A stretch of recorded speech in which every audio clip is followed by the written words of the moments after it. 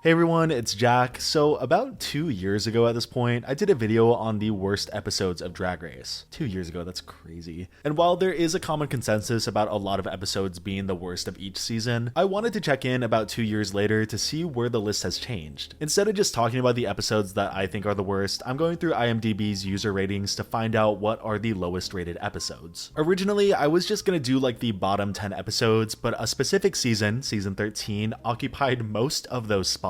Half of the bottom 10 episodes are season 13, with 11 and 12 also being from season 13. It's all a little crazy, but once we get to the season, I'll talk about maybe why that is. So in order to keep this from just a video where I'm talking about basically only season 13, I'm gonna go through each season, talk about the lowest rated episode, and give my reasons to why I believe that is. Not all seasons are created equal. Some seasons' lowest rated episode is extremely high still, so I think you'll find some of these results pretty interesting. Starting with season 1, it's actually episode 1, the first episode to ever do it. It's only barely the lowest rated episode at 7.3 stars, with the next two episodes being at 7.4. And watching it back, I mean, I've said this before, I still think they've nailed the format from the jump. Everything from the Queen's entrance to RuPaul's walkthrough, to a really fun design challenge concept, to a really surprising guest judge in Bob Mackie, and a lip sync for your life. All of the elements of modern Drag Race are present here, and they did the best job they could with the $2 budget they had. The only reason that I think fans of the show would rate this episode low is because the lip sync wasn't that amazing. Victoria Porkchop Parker didn't know the words to the song and kind of gave up in the lip sync, but ended up creating a huge legacy for herself. And the other reason that I think fans specifically would rate this episode really low is because they're being critical of the show they like, and if they're starting with episode 1, they're gonna critique it as accordingly to what they believe. And I think there's also some non-fans of Drag Race who maybe watched this episode as episode 1 and didn't really enjoy it and rated it low. That's the only real reason that I think it would be rated as low as it is. Nothing of the episode is really that bad when compared to the rest of this season. And honestly, 7.3 stars is still not bad by any means. I should throw in, as we move on to season 2, I will be counting reunions if they are the lowest rated episode, but casting shows or clip specials, those aren't gonna count. That's like the lowest hanging fruit. If I did count them here, they would take up basically every spot on this list where they're present, including here with season 2, where it is by far the lowest rated episode. But not including it, we are instead looking at episode 3, The Country Queens, also scoring a 7.3. Once again, by no means is this a bad episode, especially after rewatching it. It still has a lot of the quirks of the early seasons that it needs to work out. They were still really finding their footing with the editing especially, that's just something that I notice. But if I were to guess why people would rate this the lowest, I think the runway is a big contributor. Critiquing runways this early on, of course expectations and money were at just different places, but compared to basically every other runway on the season, I don't think this one really stood up. The category was denim and diamonds, and we got a lot of looks that were pretty similar to one another. It's just a category that I think was prone to have a lot of overlap, and it's probably the weakest part of the episode. The challenge itself was also nothing really that great. One of the first acting challenges of its kind, and I still think some performances were really good, like Jessica and Tyra. Overall, there's nothing really in this episode to write home about, and it's also sandwiched in between two of the most interesting challenges of the season. The first being the nightclub challenge, where they're outside selling flyers, and the second being the first ever Snatch Game. It just falls short of basically every other episode of the season having really iconic challenges or iconic moments. And I think I'm starting to notice a theme between these lowest rated episodes, with season 3's episode being Queens in Space, another episode that happens pretty early on into the season.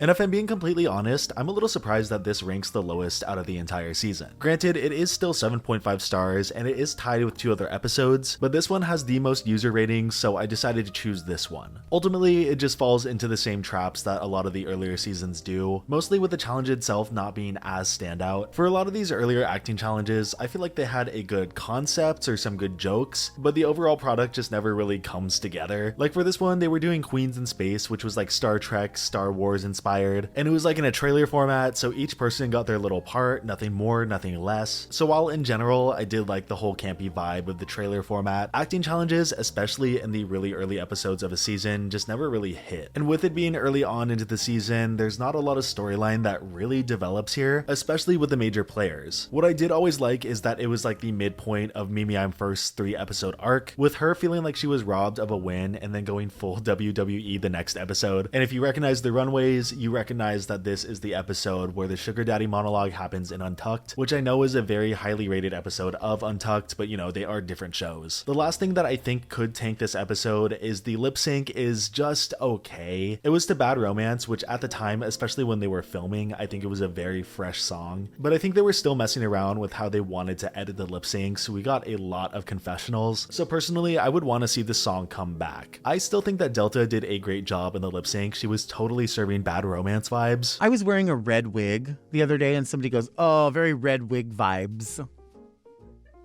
And then it's giving, like people say that too. Like it's giving green couch.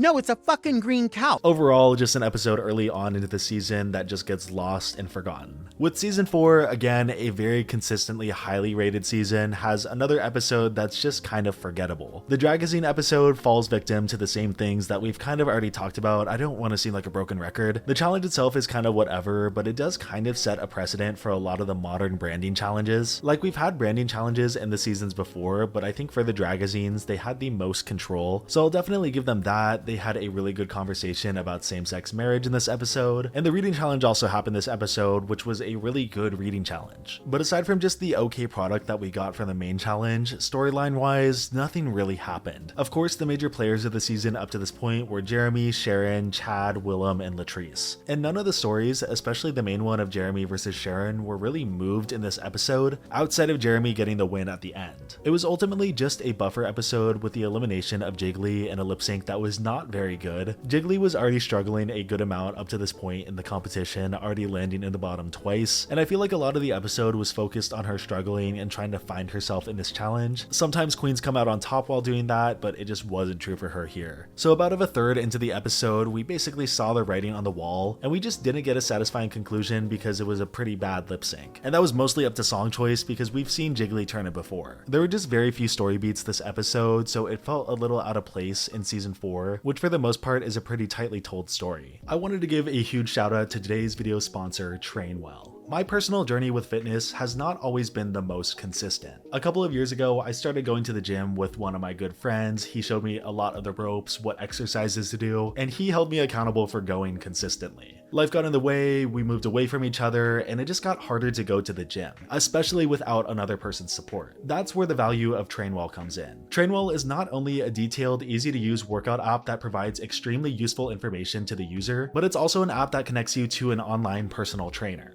I was lucky enough to meet my trainer Hallie, and right away we bonded over our love of drag. During this intro call, she asked me my experience at the gym, what my goals were while using Trainwell, and she was able to take that information and make a curated workout perfect for my levels of strength and experience. Not to mention, the workouts can use very basic equipment or no equipment at all if you want to work out from home. My biggest goals while using the app were to gain muscle, but most importantly, go consistently. Now, I've had to push back a workout every once in a while, but Hallie has told me that it is no big deal. She's provided me the best encouragement, and that's helped me go consistently for the past 21 days. I just feel a great rapport with my trainer, and I think that's really important. She truly has my best interest at heart with realistic expectations. And again, the app itself is extremely useful. Trainwell breaks down each workout, showing and describing correct form, and providing a diagram of what muscles are being targeted. Right within the app, I can let my trainer know if a workout is too tough, too easy, or just right, and I can also message her and ask any questions that I may have. At the end of a workout, I submit a summary of how I believe it went, and that serves as information for my trainer and logs later of how far I've come. Trainwell is just the ultimate package for those who want to improve their fitness or get into fitness for the first time. It breaks things down for beginners, and of course the best thing is it pairs you up with a personal trainer that has your best interests at heart. If you click my link in the description or pinned comment, you'll get 14 days free with your own personal trainer. So if you're interested, please check it out through the link, and now let's get back to the video. As for season 5, I mean, it's pretty hard to pick a bad episode from this season. Drago Rock is the episode that ranks the lowest, again, another comedy challenge from early on, but even with that, there's still some pretty iconic moments that come from this comedy challenge, like Tasha Salad, and it just goes to show how tightly told season 5 is as a story. The icon herself, Monica Beverly Hills, is eliminated in this episode after struggling in the competition for the last couple weeks, and while it was a pretty predictable elimination, she lip-synced against Coco, where we got our first ever Coco Montrese lip sync, and also in this episode, it moves forward the Coco and Alyssa storyline. And And Jinx too got a story beat for her long-term storyline on the season. It was clear she was very good at comedy, and she was basically carrying her entire team on her back. And speaking of back, for lack of a better word, I feel like the challenges in these early seasons take a back role to the story and the interaction between the queens. And it's something that I didn't really notice until starting to work on this video. I'm talking about these early seasons and I'm like blah blah blah, yeah, the challenge wasn't great, but this story beat happened, this happened. And when I'm thinking about these earlier seasons, a lot of the time I'm not thinking, oh yeah, that was the episode that Draggle Rock happened. I'm instead thinking it's the episode where Coco says, "Screw you, Alyssa."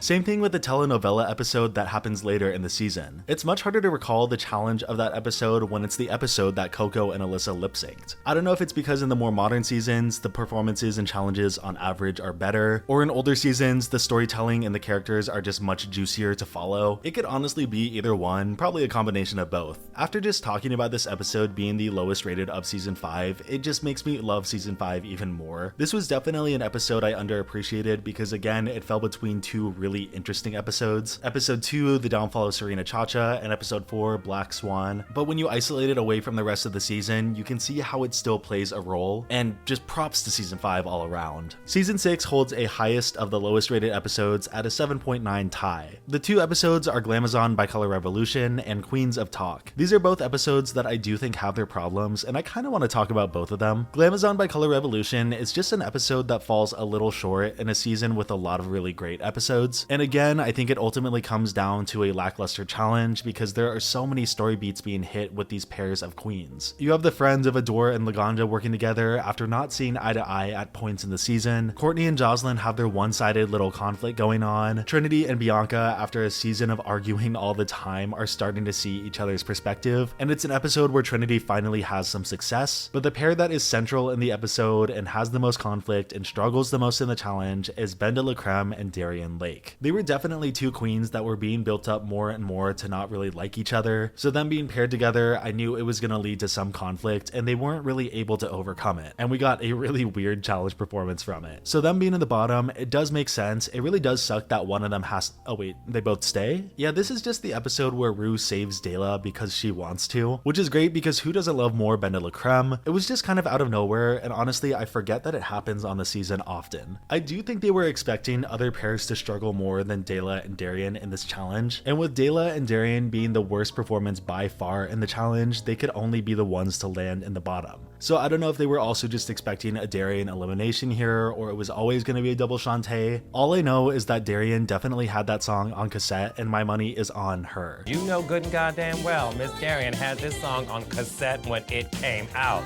She knows the words, she knows the movement. I'm banking on that bitch. Between the two, I think the Queens of Talk is overall a worse episode and should probably be rated lower, all coming down again to the challenge just not being very good. Some of the interviews were really bad, and even the good ones I think were just way too short. I definitely understand why Courtney won the challenge, but I feel like we barely got any time to like soak in her interview. But in a lot of ways, the runway and especially the lip sync makes up for the challenge. The category was Animal Kingdom, and I think everyone really showed up and showed out, especially Courtney. Like this was her episode 1000%. And the lip sync was Vibology with Trinity K. Bonet and Adore, both lip sync assassins in their own right, and they really gave us a show this episode. So a really good runway and lip sync mixed with just an average challenge gets you a 7.9, which again is still really good. But now we're starting to dip into some lower territories with season 7. Before we continue, I just want to say I work really hard on my videos, and only a small percentage of you are subscribed. If you thought it was Shakespeare, I thought it was too, but it's not. It's actually the spoof episode, which I'm a little surprised about. But then you remember who went home this episode and the winning challenge performance of this episode, and it starts to make more sense. This is the episode that Trixie Mattel goes home. Are you familiar with Trixie? The lip sync results of this episode were already controversial as soon as this episode came out back in the day, and I feel like there still is kind of an agreement that Trixie won this lip sync. But Pearl had more storyline going on, so in this kind of toss-up lip sync, Pearl was saved, and Trixie did get to come back later. The main challenge idea of them doing parodies of RuPaul songs is honestly pretty great, and I would love to see it come back. Just every time that they used Let the Music Play for a challenge, it always ends up being pretty cursed. There's a pretty common agreement that people think Jaden Dior Fierce should have won this challenge for her impression of Bianca. It was extremely accurate, it was extremely topical to the time because Bianca just won the previous season, and with them using Sissy That Walk and impersonating the season 6 finalists, that's like the ultimate form of parody, which was the main point of the challenge. Kennedy won this challenge, and I do think it was a fine performance. It was good. I think Jaden just had a stronger performance, and I believe a lot of the low ratings come from this result as well. So a fan favorite queen goes home and a lip sync that people feel like she won. The top performance of the episode is something that not a lot of people agreed on. It's just a mixture to get a low rating, but 7 stars still isn't bad. What's surprising though is that it ranks lower than the Countdown to the Crown episode for season 7. Mind you, it's only by 0.1, but that's still really surprising because those episodes are always so low rated. We jump back up in the reviews though with season 8. This is a personal favorite episode of mine, but it is the lowest rated Supermodel Snatch Game.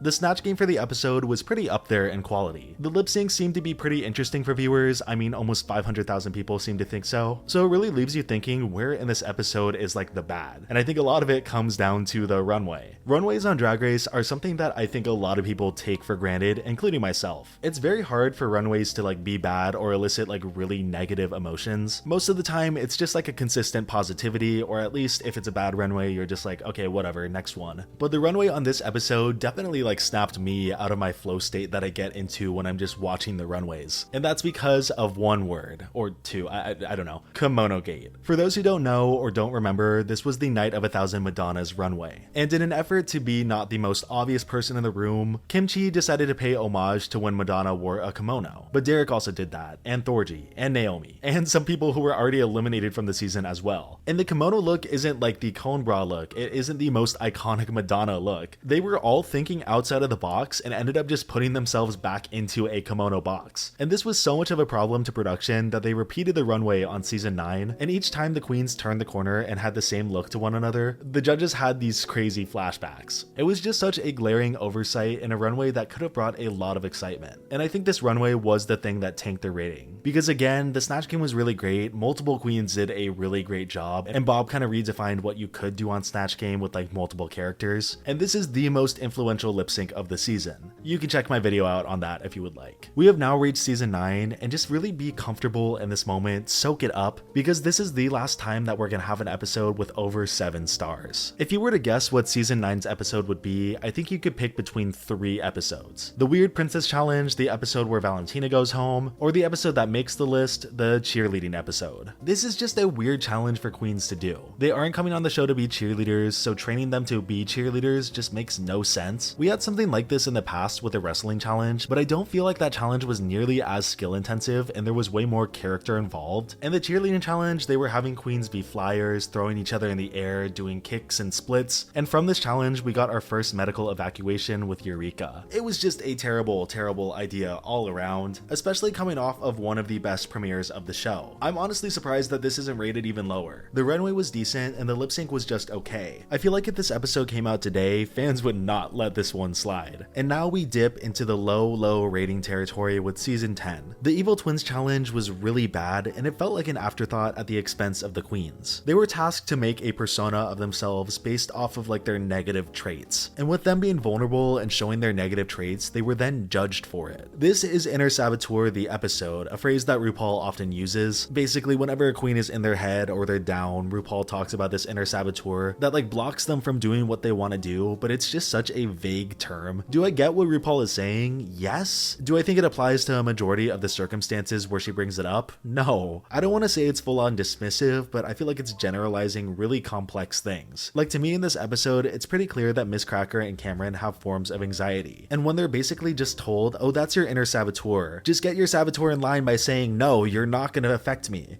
That's just not how anxiety works, especially on a challenge where I feel like anxiety would be at an all-time high because they have to confront themselves and their negative traits, hone that in, and then turn it into a character. There was also a Who Should Go Home and Why that kind of dipped into the not good parts of that whole concept. At the very least, the runways were great and the lip sync was really good. The challenge concept itself was just a really distasteful choice. We're getting really low with season 11. Bring Back My Queens is a really rough episode. It has all the pitfalls of the worst parts of season 11. Really questionable judging that kind of shows production's ass, drama that's starting to overstay its welcome, and I think the main reason that it's down here her a really messy lip sync. This lip sync on any other season I feel like would have been a double sachet, but it was so late into the game and there were so many eggs in these queens baskets. One of them had to be saved and I think Silky was the better choice. But after a really big season buildup of Silky saying she could wipe anyone in a lip sync and we're treated to one of the worst lip syncs ever, there's no wonder why it is rated so low. Silky got her lip sync redemption later on, and Nina,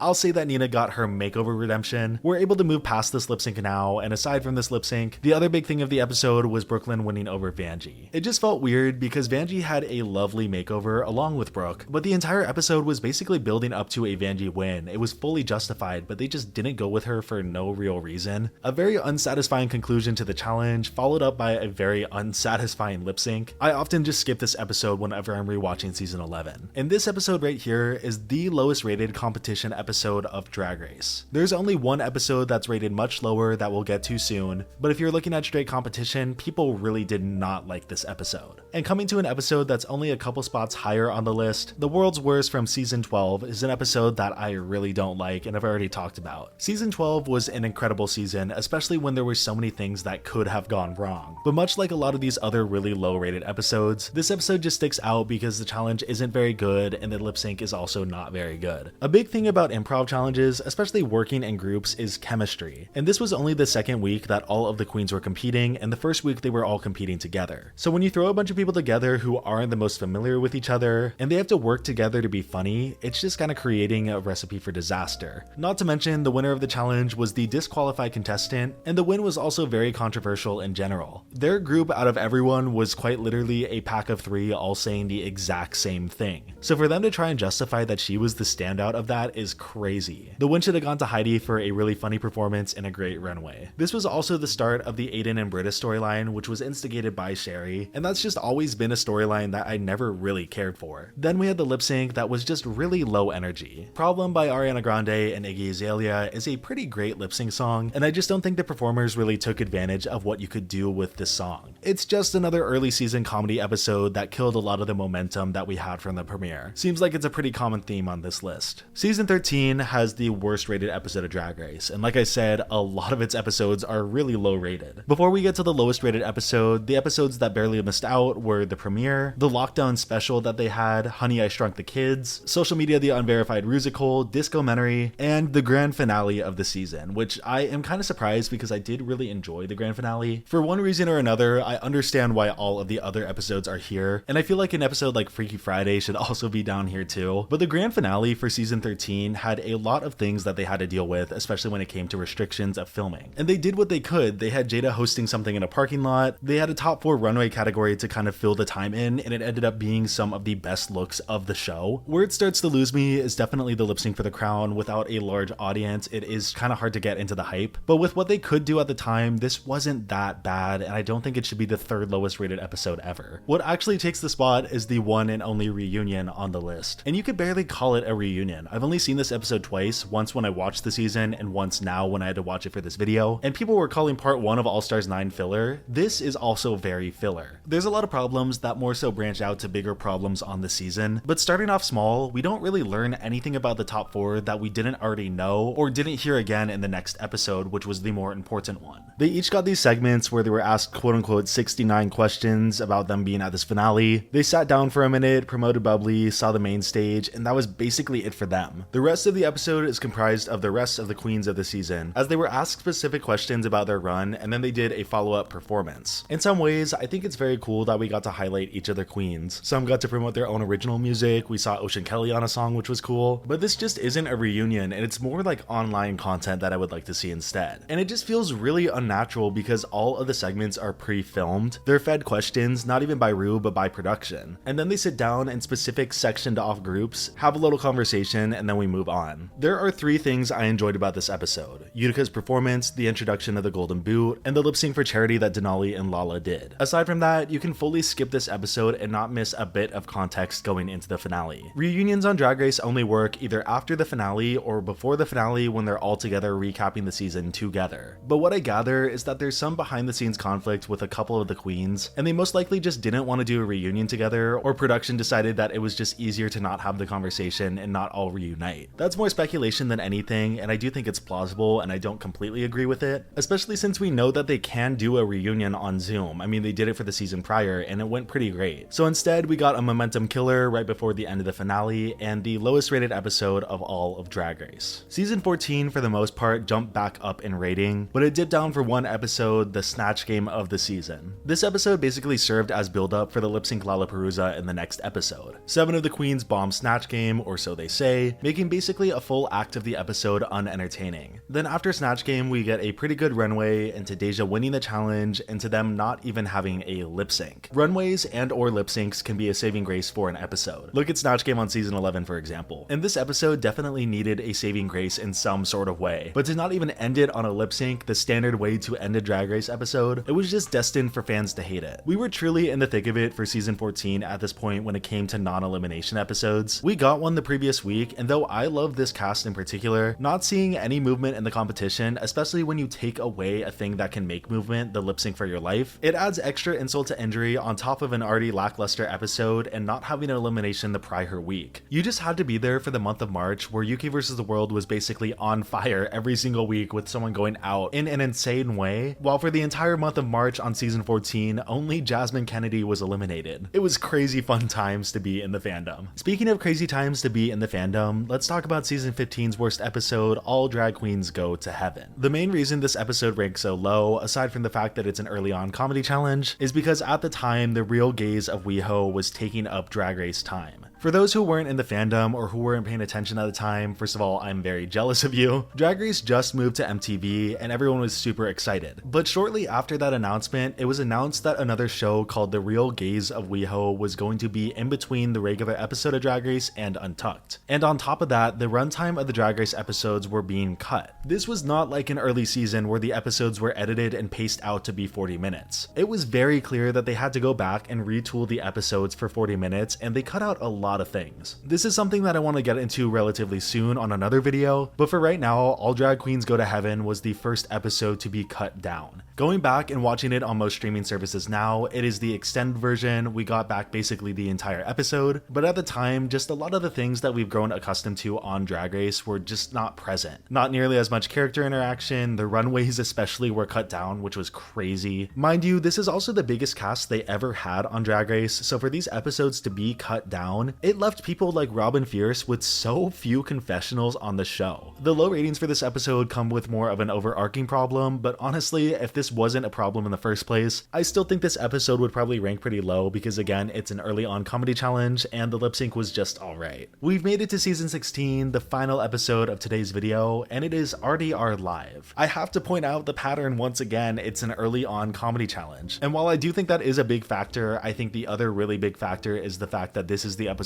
that Mirage went home. Mirage out of the gate was a fan favorite for her talent show, her song, her entire personality was just extremely charming. So to see her going out this early while not knowing the words to the lip sync and breaking down on the stage, it was extremely sad and hard to watch. The other thing that was extremely sad and hard to watch was RDR Live. And that's no fault to the queens, I just don't like this challenge as a challenge on the show. I talked about this in my last video, but when RuPaul mentions back by popular demand, I don't really know who was demanding this to come back. I do think at some points Drag Race writing can be funny, but when they fall into the crutch of referencing their past funny moments to try to make the present challenge funny, it never works. It just ends up being really corny. So just add another one to the list of an early comedy challenge that just falls short of the rest of the season. Ratings on IMDb are a cool indicator of what people like and dislike about the show. And though I used it today for the video topic, I don't think we should use it as a guiding force for like what makes a good Drag Race episode, because I feel like it almost became a trend in recent years to use IMDb and post about it. For a long time, every other month there was a post about this being the highest rated episode of Drag Race ever, only for it to eventually middle out. And there's always going to be the side thing of like a review paradox. Unless people are reviewing it for a project or for their job, a lot of the time people are only going to review it 1 star or 10 stars because of how they're reacting to the episode. They only take the time and the energy to make a review when it elicits a reaction out of them. If something's just okay, it often gets less reviews. That's why a lot of the worst and the best episodes have more reviews to them. People see them going viral for the good and the bad, and they hop on that trend as well. So it's a fun topic to look at, and I definitely think I am going to look at the best episodes as well, but I'm not using this as gospel gospel or anything. That's all I got for you today. Thanks for watching. Once again, I just want to say thanks so much to Trainwell for sponsoring this video. If you're interested, click the link in the description or pinned comment to get 14 free days with your own personal trainer. A fitness journey can be pretty daunting, but a personal trainer through Trainwell can help you along your way. I'll see you soon with another video.